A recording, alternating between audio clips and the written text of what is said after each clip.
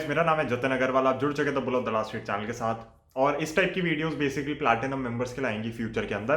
But अभी क्योंकि मैं आप लोगों को दिखाना चाह रहा हूँ कि किस तरीके से हम एनालिसिस वगैरह करेंगे, तो कुछ वीडियोस मैं फ्री में पब्लिश कर रहा हूँ सभी के लिए, तो आप इनको एंजॉय कर सकते हैं। सबसे पहली बात, ये प्री बजट वीडियो है एक तरीके से, तो बजट के बाद तो डेफिनेटली मैं एक बनाऊंगा ही बनाऊंगा।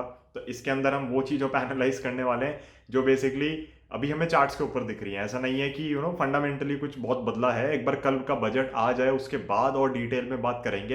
एंड हो सकता है नेक्स्ट की 1-2 वीडियोस आपकी बजट के ऊपर ही हो या स्टॉक्स के ऊपर ही हो। अभी के हिसाब से जैसे फ्राइडे के अंदर एक बड़ी भारी सेल ऑफ आया ना, बिल्कुल एंड में जाते जाते, तो उस टाइप का था जैसे कि लोग अपनी पोजीशंस खाली कर रहे हो या किसी तरह एग्जिट करना चाह रहे हो मार्केट से। तो मुझे लग रहा है कि एक जो इमीडिएट इसके अंदर नेगेटिव था बजट के अंदर, अगर मार्केट को कुछ लग रहा था, वो डिस्काउंट हो चुका है। काफ़ी स्टॉक्स स्पेशली फाइनेंशियल सेक्टर के अंदर, तो जो आपके बड़े बैंक्स हैं उनको चार्ट्स पे भी देखेंगे, बट काफ़ी स्टॉक्स वगैरह ना ऐसा लग रहा है कि करेक्शन पूरी कर चुके हैं अपनी। तो कहीं ना कहीं रिवर्सल्स दिख रहे हैं। कुछ कुछ चार्ट्स के अंदर तो दिख रहा है कि हाँ, परफॉर्मेंस और इम्प्रूव हो सकती है या कुछ कुछ सपोर्ट पे आ सकते हैं। तो इस वीडियो के अंदर मैं ऑब्वियसली जो रनर्स अप चार्ट था वो भी डिस्कस नहीं कर रहा, बिकॉज ये वीडियो सबके लिए ही जा रही है, तो वो बिल्कुल अनफेयर हो जाएगा ब्रॉन्ज मेंबर्स के लिए। बट जब प्लैटिनम मेंबरशिप एक्चुअली एक्टिवेट हो जाएगी या लोग लेने लगेंगे, तो फिर ये वीडियो जब एक्सक्लूसिवली जाया करेगी, तो उसके अंदर डेफिनेटली हम हर चीज़ डिस्कस करेंगे। तो सिवाय रनर्स अप चार्ट के मैं कहूँगा हम सब कुछ डिस्कस करने वाले हैं इस बारी इसके अंदर।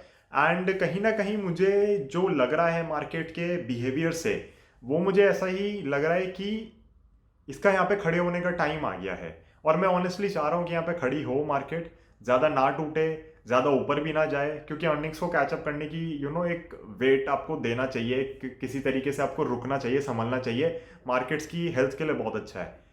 अब बात क्या है कि देखो, ये है bull market, right. Bull market को हम कैसे आइडेंटिफाई कर सकते हैं? हायर बॉटम्स बन रहे हैं, हर चीज़ है। मतलब अगर अभी भी आप नहीं मान रहे कि बुल मार्केट है, तो आप पता नहीं कब मानेंगे। ऑल टाइम हाई कोविड से पहले का कट चुका है। बुल मार्केट है, बुल मार्केट के अंदर बेयर्स पैसा नहीं कमाते, बेयर मार्केट के अंदर बुल्स पैसा नहीं कमाते। ये तो हमें सिंपली पता ही है सबको, इसके अंदर तो कोई दो राय नहीं है। मैं कहूँगा इस मार्केट के अंदर अगर इसको करेक्शन देनी है, तो इसको उन ल्यूक्रेटिव प्राइजेस पे स्टॉक्स को नहीं लाना चाहिए जहां पे लोग बिल्कुल झपट लेंगे उन स्टॉक्स को। मेरे हिसाब से तो ऐसा होना चाहिए कि करेक्शन थोड़ी जहां पे ओवर होनी चाहिए, उसके पहले ओवर होके चल दे, ताकि लोग बाइंग ना कर पाए। That is my thesis. But ऐसा नहीं है कि सपोर्ट लाइन्स वगैरह पे नहीं आएगा। आता है तो बहुत अच्छी बात है। इनफैक्ट बड़े सारे स्टॉक्स अपने सपोर्ट लाइंस पे आके खड़े हो गए हैं, which is very very positive मैं कहूँगा, क्योंकि सपोर्ट को रिस्पेक्ट कर रहे हैं। बट हाई चांसेस हैं कि ब्रेक भी कर दें, क्योंकि अगर बजट में कुछ ज़्यादा ही नेगेटिव आ जाता है तो दिक्कत हो सकती है। क्या मुझे लग रहा है बजट के अंदर कुछ बड़ा नेगेटिव आएगा? मुझे नहीं लग रहा। मतलब मेरे को पहली बार ऐसा लग रहा है कि कोई बड़ा नेगेटिव नहीं आएगा, to be very very honest. हर बार मुझे होता था कि कुछ ना कुछ टैक्सेशन का करेंगे जो मतलब मार्केट्स को पसंद नहीं आएगा, एंड इन्होंने किया भी है।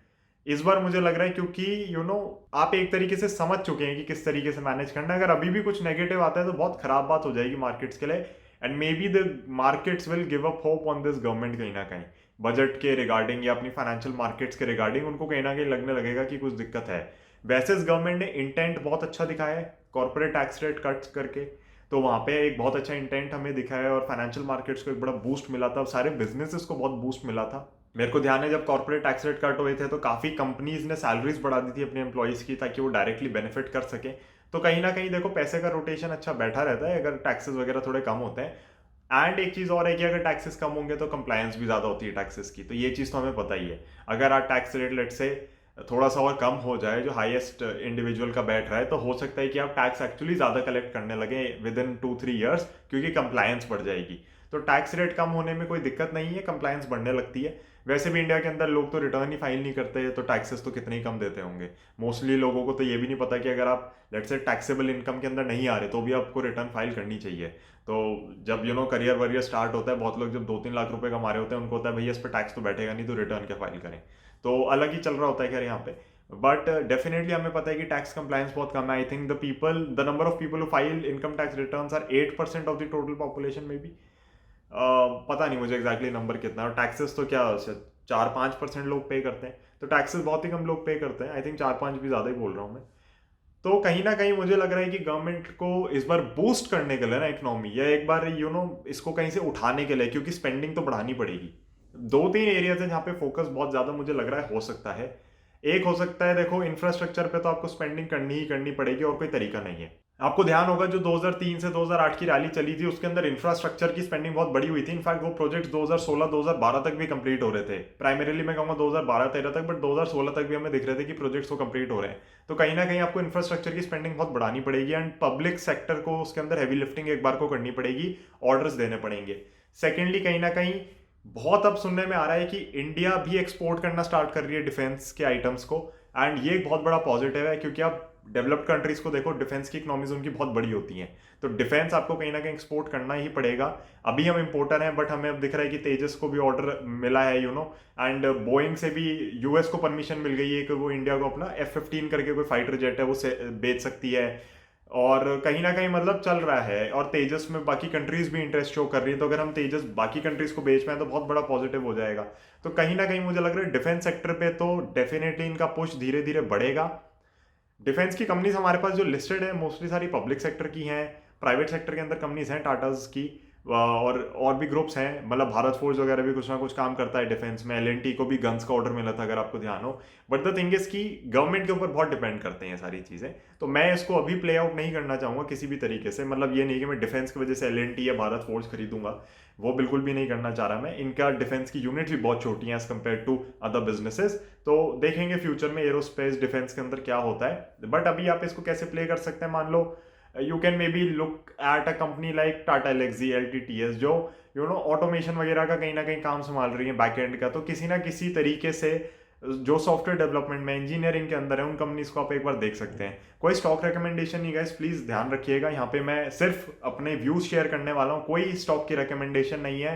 आप अपने खुद के एनालिसिस से और आप अपने एडवाइजर की सलाह लेके ही काम करें। बट एक तरीके से पूरा वीक का रिव्यू है या मेरे जो भी थीसिस चल रही है उसका एक डिस्कशन हो जाएगा यहाँ पे। तीसरी चीज जिस पे गवर्नमेंट का फोकस बहुत ज्यादा होना चाहिए वो है डिसइन्वेस्टमेंट, क्योंकि पैसा कहीं से तो आपको रेज करना ही करना है।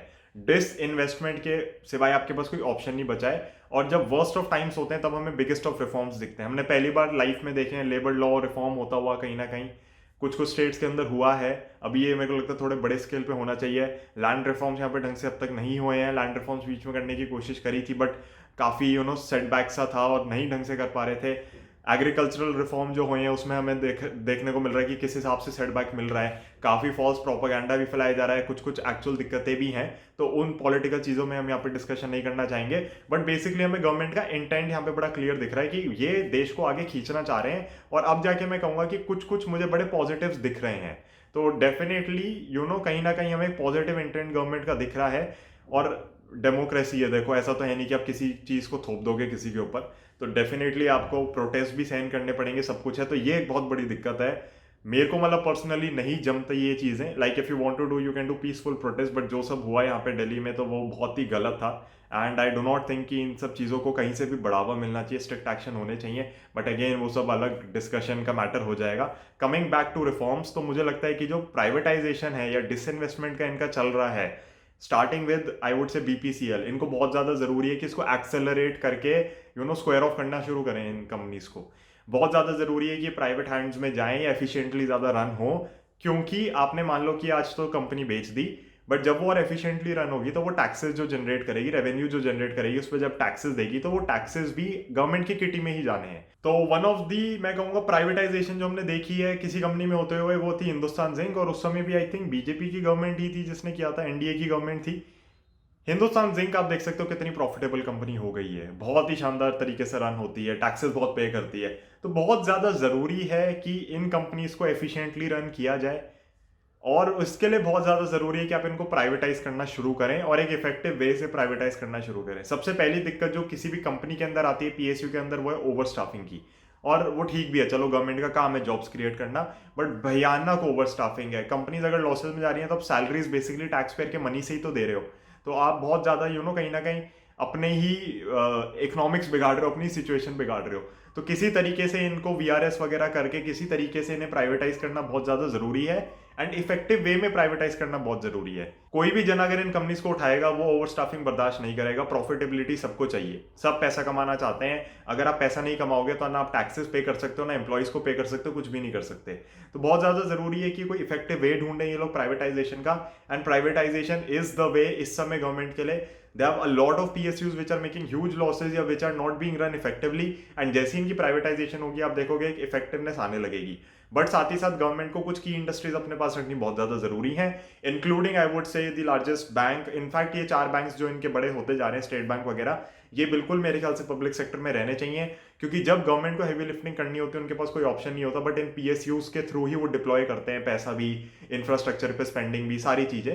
तो कुछ कुछ इंडस्ट्रीज, कुछ कुछ कंपनीज गवर्नमेंट को अपने पास रखनी चाहिए। आई स्टिल फील जो हमारी मिक्स्ड इकोनॉमी है कैपिटलिज्म प्लस सोशलिज्म की, वो कहीं ना कहीं बहुत बेनिफिट करती है, क्योंकि एक एक्सट्रीम केस सिनेरियो जैसे यूएस के अंदर ग्लोबल फाइनेंशियल क्राइसिस का हुआ था, वो मुझे लगता है हम बड़े इजीली अवॉइड कर सकते हैं अगर हमारे पास एक मिक्स है दोनों इंडस्ट्रीज का। बट डिपेंड करता है कि वो कितना इफेक्टिवली रन हो रही है, कैसे हो रहा है। नाउ हम अपने चार्ट्स पे चलते हैं। चार्ट्स पे काफी सारी चीजें हम डिस्कस करने वाले हैं, समझेंगे कि किस हिसाब से सिचुएशन लग रही है मार्केट की। पहले निफ्टी से स्टार्ट करते हैं, फिर स्टॉक स्पेसिफिक जाएंगे। अगेन मैं आप लोगों को यही कहना चाह रहा हूं कि कोई भी यहाँ पे स्टॉक रिकमेंडेशन नहीं दे रहा हूं मैं आप लोगों को। अगर आपको लग रहा है कि यहाँ पे कोई स्टॉक रिकमेंडेशन मिल रही है तो आप प्लीज गलत जगह पे हैं, प्लीज समझ के काम करिए कि मैं आपको सिर्फ यहाँ पे एनालिसिस दे रहा हूं, अपना चार्ट्स वगैरह के बेसिस पे एनालिसिस दे रहा हूं, या फंडामेंटल न्यूज के बेसिस पे एनालिसिस दे रहा हूं। फंडामेंटल न्यूज तो इस बार इतनी डिस्कस नहीं हुई, वो ऑब्वियसली अगले हफ्ते ज्यादा डिस्कस होगी। बट आप ये मान के चलिए कि जो भी हम गो थ्रू वगैरह करेंगे इस वीडियो के अंदर, और मैं आप लोगों से एक प्रॉमिस और करता हूं कि नेक्स्ट वीकेंड भी बेसिकली मैं एक फ्री सेशन सब लोगों को देने वाला हूं इसी प्लैटिनम मेंबरशिप की वीडियो का। तो उसके अंदर हम थोड़ा फंडामेंटल पे और फोकस कर पाएंगे। तो 2 वीडियोस तो आप मेरी तरफ से मान के चलिए कि बिल्कुल सब कम्युनिटी मेंबर्स के लिए जा रही हैं, एंड ये एक एडेड पर्क है, एडेड बेनिफिट है। अगर आपको जरूरत लगती है तो आप बिल्कुल सब्सक्राइब कर सकते हैं। Now let us go to our charts, and charts के ऊपर हम देखते हैं कि किस हिसाब से स्टॉक मार्केट परफॉर्म कर रही है, कैसे चार्ट्स के स्ट्रक्चर बन रहे हैं, किस किस के अंदर लग रहा है करेक्शन ओवर हो गई, एंड वहीं पे हम सारे सेक्टर्स और इंडस्ट्रीज इन जनरल एक बार डिस्कस कर लेते हैं। तो सीधा अपने स्क्रीन पे चलते हैं। तो गाइस हम हमेशा की तरह ट्रेडिंग व्यू यूज़ करने वाले हैं स्टॉक्स को स्कैन करने के लिए, एंड सबसे पहले हम निफ्टी पे देख लेते हैं। अगर आप लोग मुझे ट्रेडिंग व्यू पे फॉलो करना चाहते हो तो आप कर सकते हैं। ट्रेडिंग व्यू का लिंक भी मैंने डिस्क्रिप्शन में दे रखा है। बेसिकली हर प्लेटफॉर्म पे है, आपको जिस प्लेटफॉर्म में कंफर्ट हो आप अपने उस कंफर्ट से फॉलो करें the bull of the last street को या मेरे को। निफ्टी का जो चार्ट स्ट्रक्चर है एक बार उसको देख लेते हैं। तो निफ्टी का जो चार्ट स्ट्रक्चर है कहीं ना कहीं मैं कहूँगा ये इसने अपना हाई काटा था जो, उसके बाद बहुत अच्छे से रैली दी थी और कोई दिक्कत सी नहीं लग रही है। ये जो कर रहा है ना करेक्शन सी, ये इस बार इसने थोड़ी ज़्यादा करी है। हमने पहले देखा है तो इस हिसाब से करेक्शन नहीं हुई, मे बी यहाँ पे थोड़ी हमें देखने को मिली थी, वरना हर बार बड़ी शार्प रिकवरी आई है। आप एक बार को इस लाइन को इग्नोर करके चल सकते हैं, राइट। तो इसके अंदर कहीं ना कहीं मुझे लग रहा है कि एक जो गिरावट आ रही है वो कहीं ना कहीं रुक जानी चाहिए इन लेवल्स के अराउंड 13,300 13,200 के अराउंड।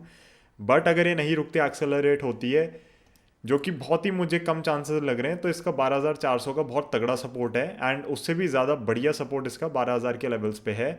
निफ्टी अगर घूमता है बिल्कुल हैवी करेक्शन देने के लिए, तो ये जोन्स तो बिल्कुल बाइंग जोन्स होंगे। आपको स्टॉक्स इतने सस्ते पड़ रहे होंगे कि आप सोच ही नहीं सकते, एंड बिल्कुल इसके अंदर एंटर करना है। बट अभी के हिसाब से मुझे लग रहा है कहीं ना कहीं इसको रुक जाना चाहिए, ये काफ़ी नेगेटिव डिस्काउंट कर चुका है प्राइस के अंदर। अब हम थोड़ी सी लाइफ इंश्योरेंस कंपनीज और उनका सेक्टर देख लेते हैं कि किस हिसाब से परफॉर्म कर रहा है। तो लाइफ इंश्योरेंस कंपनीज में मैं कहूँगा कि कहीं ना कहीं लग रहा है कि करेक्शन खत्म होती हुई आ रही है, एंड इसके अंदर कोई भी दिक्कत नहीं लग रही। इनफैक्ट लाइफ इंश्योरेंस कंपनीज के अंदर ऐसा लग रहा है कि कहीं ना कहीं बाइंग के मौके आपके बनते हुए दिख रहे हैं। तो मैं आप लोगों से यही कहना चाह रहा हूँ कि काफ़ी सारे चार्ट्स के अंदर एक्चुअली ना यही लग रहा है कि बाइंग जोन्स पे आ रहे हैं। तो देखो सारे लगभग बाइंग जोन्स पे खड़े हैं, इसके अंदर कोई दिक्कत नहीं लग रही। मैं आप लोगों के साथ एक और डिस्कस कर लेता हूँ फार्मा कंपनी जो बहुत ही अच्छी लग रही है। तो सन फार्मा आप देखो अपने बिल्कुल सपोर्ट से रिवर्स हुआ है। तो ऑब्वियसली अब ये सारी चीज़ें मैं आपको अपने कोर्स में सिखाता हूँ, तो यहाँ पे हम फोकस उस पर नहीं कर रहे। हमारा फोकस है कि हाँ कहीं ना कहीं लग रहा है कि गिरावट थमी हुई है, कोई दिक्कत नहीं है, ये प्रॉपर एक रिवर्सल है सपोर्ट के बेसिस पे। तो बहुत सारे स्टॉक्स के अंदर हमें ऐसा ही लग रहा है कि गिरावट खत्म होती हुई दिख रही है। बट कुछ कुछ हैं जिसके अंदर ना जगह बची हुई है। रिलायंस इंडस्ट्रीज हमने देखा कि एक ट्रायंगल पैटर्न फॉर्मेशन से बाहर निकला था, एंड उसके बाद करेक्शन मोड में आ गया। बट इसका 1800 का जो स्ट्रॉन्ग सपोर्ट है 1805 रुपये के राउंड का, उस पर जाके लग रहा है कि रुकेगा ये। एंड वर्स्ट के सिनेरियो 1600। मुझे ऑनेस्टली एक जो बहुत बड़ी दिक्कत लगी है रिलायंस के साथ इस बार, और पहली बार लगी है इतनी बड़ी दिक्कत कि उसने ग्रॉस रिफाइनिंग मार्जिन अपने डिक्लेयर नहीं करे रिजल्ट्स के अंदर, इसलिए मैं काफ़ी केयरफुल हूँ रिलायंस को लेके। बट अगर 1800 का लेवल होल्ड होता है तो फिर मेरी पूरी पोजीशन बरकरार बट अगर 1800 का लेवल होल्ड होता है तो मेरी पूरी पोजीशन बरकरार रहेगी रिलायंस के अंदर। 1800 कटते ही मैं इसके अंदर ट्रिम डाउन करना शुरू कर दूंगा। तो रिलायंस में थोड़ा मुझे डाउट्स आने शुरू हुए हैं पहली बार लाइफ में, एंड ये डाउट्स अच्छे नहीं है इन्वेस्टिंग पोर्टफोलियो के लिए कभी भी। पिरामल एंटरप्राइजेज आप लोगों को ध्यान हो, हमारा runners up chart of the week था किसी टाइम पे, एंड अच्छा ब्रेकआउट आया था, सब कुछ आया था, फिर लेकिन ये नीचे घुस गया इसके। तो यहाँ पे आपका ऊपर ऑब्वियसली स्टॉप लॉस होता है। जब हमारी रेजिस्टेंस जो कटी है वही हमारी सपोर्ट बनती है, तो ये जैसी ब्रेक होती है तो क्लोजिंग बेसिस पे इस कैंडल पे आपको एग्जिट कर देना था। तो इसके अंदर भी स्टॉप लॉस हिट हो चुका है। पिरामल के अंदर फंडामेंटली भी थोड़ी न्यूज़ खराब आ रही है। एक कोई और कंपनी के सीईओ या किसी को अरेस्ट किया है ईडी वगैरह ने, एंड येस बैंक और पिरामल फोर फ्रंट पे थे उसको लोन्स देने में, तो बहुत बड़ी दिक्कत है। तो कहीं ना कहीं पिरामल ने अपना चार्ट स्ट्रक्चर काफ़ी खराब कर रखा है। तो कुछ स्टॉक्स के अंदर मैं वो कह रहा हूँ कि मुझे लग रहा है गिरावट और एक्सेलरेट हो सकती है। अब पिरामल अगर यहाँ कहीं पे रुक जाए वेल एंड गुड, वरना इसको यहाँ पे तो रुक ही जाना चाहिए, जो कि 1200 का लेवल होगा इसका। तो 1200 के लेवल पे मुझे लग रहा है पिरामल सपोर्ट ले सकता है, यहाँ पे भी रुक सकता है, कोई दिक्कत नहीं है, यहाँ पे रुकना चाहे तो बिल्कुल रुक सकता है। बट कहीं ना कहीं कुछ स्टॉक्स के अंदर ऐसा लग रहा है कि गिरावट की बहुत जगह बाकी है, कुछ स्टॉक्स के अंदर ऐसा लग रहा है कि गिरावट खत्म हो चुकी है। तो ये प्रॉपर मैं कहूँगा मार्केट अपनी वॉलेटिलिटी वगैरह शो कर रही है यहाँ पे। श्री सीमेंट्स में हम देख सकते हैं जो ये लेवल है, श्री सीमेंट बिल्कुल ऐसा लग रहा है अपने सपोर्ट पे खड़ा हुआ है। यहाँ से अगर रिवर्सल कैंडल वगैरह बनाए तो इसके अंदर बाइंग के मौके बन सकते हैं। तो श्री सीमेंट बहुत अच्छे जोन में खड़ा हुआ है, एंड कई सारे स्टॉक्स इसी तरीके से खड़े हुए हैं। जैसे हमने वीडियो के अंदर भी स्टार्टिंग में बात करी थी, बैंकिंग के हम स्पेस से देखें तो HDFC बैंक, इनफैक्ट ये मिड वीक चार्ट भी था एक बार, एंड इसने अच्छा ब्रेकआउट दिया था, बट उसके बाद ऑब्वियसली इसमें भी स्टॉप लॉसेस लग गए हमारे और ये घूम के वापस नीचे आ गया है। तो अभी हम बेसिकली अगर देखें तो HDFC बैंक भी जहाँ पे डोजी वगैरह फॉर्मेशन कर रहा है वो ऐसी जोन में कर रहा है जहाँ पे एक्चुअली अटक सकता है। कोटक महिंद्रा बैंक को देख लेते हैं। कोटक महिंद्रा बैंक के अंदर भी आप देख सकते हैं कि अपने जोन में ही आके खड़ा हो गया है बिल्कुल, जहाँ पे इसको टिक जाना चाहिए, और उसी जोन के अंदर खड़ा हुआ है। तो काफ़ी जो अच्छी कंपनीज है ना, मैं कहूँगा वो ऐसे खड़ी हुई हैं जैसे कि उनकी करेक्शन ओवर हो गई हो, एंड बहुत अच्छे सपोर्ट्स पे हैं। अगर ये सपोर्ट्स ब्रेक होते हैं तो दिक्कत हो सकती है। बजाज फाइनेंस हम देख सकते हैं अपना अलग ही चल रहा है यहाँ पे, अगर ये फिर एक ग्रीन कैंडल ऊपर की दे देता है तो फिर ये इसका जो सपोर्ट फॉलो होना था वो होने लग जाएगा। तो कहीं ना कहीं मुझे देखिए बुलिशनेस अभी भी लग रही है स्टॉक्स के अंदर। मैं ये तो बिल्कुल भी नहीं कहूँगा कि बेरिश हो गए हैं स्टॉक। एंड हम निफ्टी के चार्ट पे एक बार वापस चलते हैं तो एक बहुत सिंपल थीसिस होती है अप ट्रेंड डाउन ट्रेंड की। अप ट्रेंड में हायर बॉटम्स बन रहे होते हैं, तो वो अभी भी बन रहे हैं। जो ये वाला बॉटम भी अगर बनता है, यहाँ से रिवर्सल आता है, तो ये बॉटम इसके ऊपर ही बनेगा, तो कोई भी दिक्कत नहीं है। जब तक हायर बॉटम फॉर्मेशन चल रही है तब तक कोई भी दिक्कत नहीं है। क्या स्टॉक को खड़े हो जाना चाहिए कुछ टाइम के लिए? तो मेरे हिसाब से हो जाना चाहिए। मैं पर्सनली बहुत ज़्यादा खुश रहूंगा अगर ये स्टॉक्स कहीं पे जाके टिक जाते हैं, कहीं पे जाके रुक जाते हैं, या निफ्टी कहीं पे जाके थोड़ा थम जाता है, रेंज बाउंड हो जाता है कुछ टाइम के लिए, क्योंकि बिल्कुल सीधा खींचता हुआ ऊपर लेकर गया है। बहुत ज़्यादा मेहनत लगी होगी इसको ऊपर जाने के लिए, एंड कहीं लोगों को पीछे छोड़कर आया है, बहुत लोगों को पीछे छोड़कर आया है जो एंटर करना चाह रहे थे बट नहीं कर पाए। मेरे हिसाब से इसको मौका नहीं देना चाहिए उन लोगों को बाइंग करने का। बट अगर ये मौका देता है तो दो चीज़ें हो सकती हैं, या तो कि ठीक है नॉर्मलाइज हो रही है मार्केट, तो फिर आपके सपोर्ट्स वगैरह बहुत ढंग से फॉलो हो रहे हैं, जो कि हमें होते हुए भी दिख रहे हैं। तो निफ्टी के अंदर भी जो लोग अब सही साइड पे आ गए हैं तो वो बाइंग वगैरह कर सकते हैं, क्योंकि बुल मार्केट में देखो अगर आप बुल साइड पे बैठे तो पैसा तो कमाओगे ही, देर सवेर पैसा तो कमाया ही जाता है। दूसरी चीज़ ये हो सकती है कि ये एक्चुअली यहीं से रिवर्सल कहीं से दे दे और ये अपने जोन्स ना टच करे जो इसको करने हैं, वो बहुत ही एक अच्छा साइन हो जाएगा, यानी कि अभी भी काफ़ी ज़्यादा बुलिश है। मेरे हिसाब से अगर ये 2-3 महीने 6 महीने भी खड़ी हो जाती है मार्केट 13,000 14,000 15,000 के लेवल्स पे, बहुत अच्छा रहेगा, बहुत अच्छा रहेगा। हेल्थ के लिए, मार्केट के लिए बहुत अच्छा रहेगा। तो हमें काफ़ी स्टॉक्स के अंदर दिख रहा है कि करेक्शन खत्म होती हुई, रिवर्सल आते हुए। इनफैक्ट एक स्टॉक आज मैं देख रहा था, तो अगेन ये गाइस कोई ट्रेडिंग और इन्वेस्टमेंट की रिकमेंडेशन नहीं है, मैं आपको बार बार कह रहा हूँ, बट इससे हम यही समझ पा रहे हैं कि मार्केट कहाँ जाना चाह रही है। तो डेल्टा कॉर्प के अंदर हम देख सकते हैं कि प्रॉपर रिवर्सल वगैरह आया है, एंड डेल्टा कॉर्प भी अपने कहीं ना कहीं सपोर्ट के बाद ही ऊपर जाने की तैयारी में है। तो बहुत स्टॉक्स के अंदर ऐसा देखने को मिल रहा है। आप ऑब्वियसली अपने खुद से जब चार्ट्स एनालाइज करने अगर बैठ रहे हैं तो फिर आप देख सकते हैं। बाकी मैं इसके अंदर एक चीज़ और करने वाला हूँ जो प्लैटिनम मेंबर्स के लिए, जब आप लोग मेंबरशिप एक्चुअली लेनी शुरू कर देंगे तो आप लोगों की जो क्वेरीज हुआ करेंगी उनको भी हम डिस्कस कर लिया करेंगे इसी लेवल के अंदर। तो मान लीजिए आपकी कुछ क्वेरी है किसी पर्टिकुलर स्टॉक या चार्ट को लेके, तो उसको डिस्कस कर लिया करेंगे। तो जो पर्टिकुलर, जैसे भी ये वीडियो है, अगर आप प्लैटिनम मेंबर हैं, आप इसके नीचे कमेंट करेंगे तो मुझे ऑब्वियसली पता चल जाएगा। अभी तो खैर वीडियो सबके लिए जा रही है, बट जब प्लैटिनम मेंबर्स के लिए जाया करेगी तो हम नेक्स्ट वीक उसको देख लिया करेंगे, राइट। तो इसके अंदर भी कहीं ना कहीं देखो बहुत सारे चार्ट्स के अंदर, बहुत सारे स्टॉक्स के अंदर हमें क्लियर एक अप ट्रेंड की दिख रहा है कि करेक्शन खत्म हो गई है, अब इनकी बारी है ऊपर वापस जाने की। ये अगर ऐसा करेंगे तो बहुत अच्छी बात है, नहीं करेंगे तो खराब बात है। बट निफ्टी को देखते हुए, अगेन हम निफ्टी पे वापस चल रहे हैं, निफ्टी को देखते हुए मुझे यही लग रहा है कि कहीं ना कहीं इसने ये जो फॉल दिया है ना, और स्पेशली ये वाला फॉल, इसको हम इंट्राडे कर देते हैं एक बार, हम इसको 15 मिनट की कैंडल पे डाल देते हैं। तो आप देख सकते हैं जो एक ये नीचे ब्रेकडाउन आया है ना बड़ा गंदा सा, ये बहुत ही ख़राब चीज़ है। तो ये बिल्कुल ऐसा है जैसे कि लोग बस मार्केट से ना निकल रहे हैं बाहर। तो आखिरी आधे घंटे में मुझे ध्यान है काफ़ी ख़राब ब्रेकडाउन लगा था निफ्टी के अंदर, एंड वो एक बहुत ही मैं कहूँगा कि ख़राब जोन के बाद जाके गया था। ये एक इसका अच्छा खासा टिकना चाहिए था जो नहीं टिका है। हमने देखा पहले भी कि ये इसके ऊपर आया। ये जो चीज़ इसने करी है ना, या तो ये स्टॉप लॉसेस हिट करवाना चाह रहा है। तो इंट्राडे चार्ट के अंदर भी मुझे यही दिख रहा है कि ये जो इसने एक जोन ब्रेक किया है ना अपना 13,700 का, 13,750 मान लो आप, ये कहीं ना कहीं बस स्टॉप लॉस हिट करवाने की कोशिश है। या फिर मैं इसके अंदर गलत हो सकता हूँ और ये एक्चुअली नीचे जाना चाह रहा है। बट अगर नीचे भी जाना चाह रहा है तो हमारे नीचे के लेवल्स यहाँ पे बने हुए हैं, उसके अंदर कोई दिक्कत नहीं है। अगर नीचे जाता है तो बहुत अच्छा बाइंग का मौका होगा। मैं आप लोगों से बार बार यही कह रहा हूँ कि करेक्शन अलग चीज़ है, क्रैश अलग चीज़ है। अगर आप कोविड का क्रैश एक्सपेक्ट कर रहे हैं वापस, तो नहीं आएगा। कोविड इंडिया के अंदर बड़ा कंट्रोल में चल रहा है, इंडिया पूरी दुनिया को वैक्सीन सप्लाई कर रहा है। तो कहीं ना कहीं आप लोगों को समझना होगा कि कोविड वाली सिचुएशन एक तरीके से ओवर हो चुकी है, मार्केट उसको डिस्काउंट कर चुकी है, उसके बेसिस पे कुछ भी नहीं होगा। बाकी मैं कहूँगा कि एक बार बजट आ जाए तो उसके बाद हम डिस्कस कर ही लेंगे कि क्या क्या हुआ है। इस वीडियो के लिए इतना ही। डेफिनेटली जब प्लैटिनम मेंबर्स वगैरह एनरोल करना शुरू कर देंगे इसके लिए, तो उनके जो क्वेरीज वगैरह होंगी वो सब भी आंसर करी जाएंगी, फंडामेंटल बेसिस पे भी और काम करेंगे। बट अभी के लिए मेरे को जो लगा इंपॉर्टेंट कि बजट में क्या एक्सपेक्टेशंस वगैरह हैं, किस हिसाब से होगा, तो मैंने कहा उतना ही डिस्कस कर लें, ज़बरदस्ती वीडियो को लंबा नहीं करते। तो गाइज आप लोगों को आई थिंक काफ़ी क्लैरिटी मिल गई होगी कि मैं किस साइड पे हूँ, मेरी क्या थीसिस है। एंड अगर आप इससे एग्री करते हैं, आप अपना खुद का एनालिसिस करें। एंड अगर आप एग्री करते हैं, आप भी मेरी साइड पे पोजीशंस लेना चाहते हैं, तो उस हिसाब से कर सकते हैं। लेकिन अगर आपकी, मैं एक ऑनेस्टली बता दूं बात, अगर आपकी जो भी ट्रेडिंग की पोजीशंस हैं उनके स्टॉप लॉसेस टाइट होने बहुत ज़रूरी हैं। इन्वेस्टिंग की पोजीशंस की कोई दिक्कत नहीं है। इनफैक्ट मैंने ₹1 नहीं निकाला अपने इन्वेस्टिंग पोर्टफोलियो से, and I am planning to add more now. तो इन्वेस्टिंग की मेरी थीसिस बड़ी क्लियर है इस समय।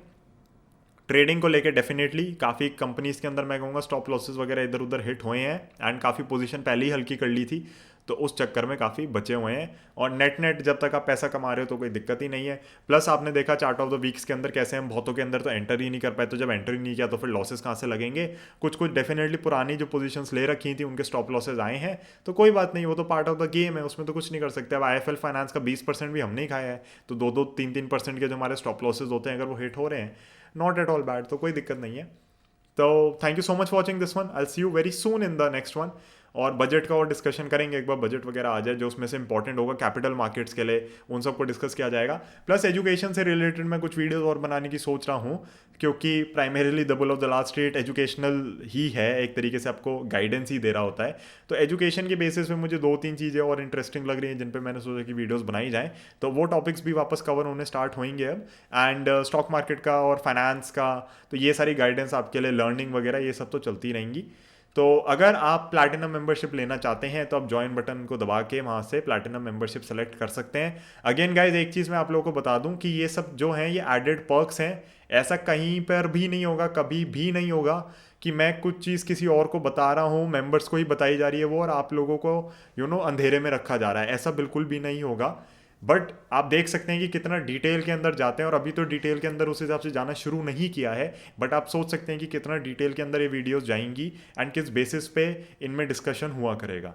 तो एक आपको आइडिया देने के लिए मैंने कहा कि इस वीकेंड पे बनाई जाए, अब बजट से पहले बनाई जाए, ताकि मैं आपको बता सकूं कि बजट से मेरी क्या एक्सपेक्टेशंस हैं। बाकी देखेंगे क्या करते हैं, कैसे करते हैं, उसी बेसिस पे काम करेंगे। मैं स्पेकुलेशन ज़्यादा नहीं करता, मुझे ज़्यादा फर्क नहीं पड़ता, चार्ट्स जो कह रहे हैं उसको सुन के चल रहा हूँ। मैंने आपको ये भी दिखा दिया कि चार्ट्स ने कहाँ पर काम ख़राब किया है। अगर ये चीज़ होल्ड होती है तो डेफिनेटली आपको थोड़ा केयरफुल रहना है, अपनी ट्रेडिंग पोजीशंस को वाइंड अप करना है, स्टॉप लॉसेस टाइट करने हैं। बट अगर ये यहाँ से ही रिवर्स हो जाता है फिर आपकी जर्नी स्टार्ट हो जाएगी, इसके ऊपर खड़ा हो जाता है फिर कोई दिक्कत नहीं है। तो मेरे लिए तो बहुत अच्छा रहेगा अगर ये 13,770 इसको एस्टिमेट ले लें हम, इसके ऊपर खड़ा रहे। बट ठीक है, देखेंगे, मार्केट्स अपना अलग चलती हैं, हमारे बेसिस पे नहीं चलती, हमें मार्केट्स के बेसिस पे चलना होता है, तो किस हिसाब से कहाँ होल्ड होता है। वरना 13,200 का जो लेवल है ये भी बहुत अच्छा है, इसके लिए सपोर्ट एक्ट कर सकता है। तो गाइज कल परसों में मैं आपसे फिर से मिलता हूँ एंड बजट का ही डिस्कशन करेंगे। मॉडल पोर्टफोलियोज के रिगार्डिंग भी मैं एक वीडियो डाल रहा हूँ, आप लोगों को पता होगा कि the bull of the last street के अंडर मैंने थीमेटिक मॉडल पोर्टफोलियोज लॉन्च करें। अगर आप उनको सब्सक्राइब करना चाहते हैं तो मुझे कॉन्टैक्ट कर सकते हैं। जो थीमेटिक मॉडल पोर्टफोलियोज हैं 6 सेक्टर्स को हमारे कवर कर रहे हैं, एंड 6 के 6 सेक्टर्स बहुत अच्छे हैं, उन कंपनीज पर बहुत रिसर्च होकर गई हैं। एंड कहीं ना कहीं मैं कहूँगा कि मैंने अपनी तरफ से एक इंट्रोडक्टरी ऑफर के बेसिस पे बहुत कंपेटिटिव प्राइजेस पे थीमेटिक मॉडल पोर्टफोलियोज निकाले हैं, 10,000 रुपीज़ ईच फॉर 1 ईयर। तो उसमें पूरी 1 ईयर में अगर कोई भी हम रीबैलेंसिंग करते हैं तो आपको इन्फॉर्म करी जाएगी। तो अगर आप सब्सक्राइब करना चाहते हैं, बाय करना चाहते हैं, तो आप मुझे फ्रीली कॉन्टैक्ट कर सकते हैं। मेरा मोबाइल नंबर डिस्क्रिप्शन में है। ट्रेडिंग व्यू पे ज़रूर मुझे फॉलो करें ताकि आप लोग समझ सकें कि किस बेसिस पे मैं अगर जो भी चार्ट्स पब्लिश कर रहा हूँ कुछ ना कुछ, तो वो आप फॉलो कर सकते हैं फिर यहाँ पे, क्योंकि ट्रेडिंग व्यू पे प्रॉपर पब्लिशिंग हो जाती है चार्ट्स की। वरना भी मैं अगेन आपसे कह रहा हूँ, अगर आप खाली यूट्यूब पे, तो ऐसा कभी भी नहीं होगा कि यूट्यूब पे मैं आपको एक चीज़ बता रहा हूँ और बाकी प्लेटफॉर्म्स पे अलग चीज़ बता रहा हूँ, बिल्कुल भी नहीं होगा। पूरी ही कम्युनिटी के लिए वीडियोस बनाई जाती हैं। एडेड पर्क्स वगैरह और एडेड बेनिफिट्स होते हैं जो बाकी लोगों को मिलते हैं, बट वो कहीं पे भी कोर कंटेंट में सैक्रिफाइस नहीं होगा। तो वो मेरा आप लोगों से शुरू से प्रॉमिस रहा है, एंड वो प्रॉमिस बिल्कुल बरकरार रहेगा, एंड उसके अंदर कभी भी कोई कमी नहीं आएगी। Thank you so much for watching this one. अगर आप चैनल को सपोर्ट करना चाहते हैं सिंपली, तो फैंस लेवल मैंने एक्टिवेट किया हुआ है, which is just 30 rupees per month. तो उसी से आप मुझे सपोर्ट कर सकते हैं। एंड अगर आप मुझे सपोर्ट करना चाहते हैं, डेफिनेटली कोई भी मेंबरशिप आप ले सकते हैं। Thank you, and I will see you in the next one. Bye.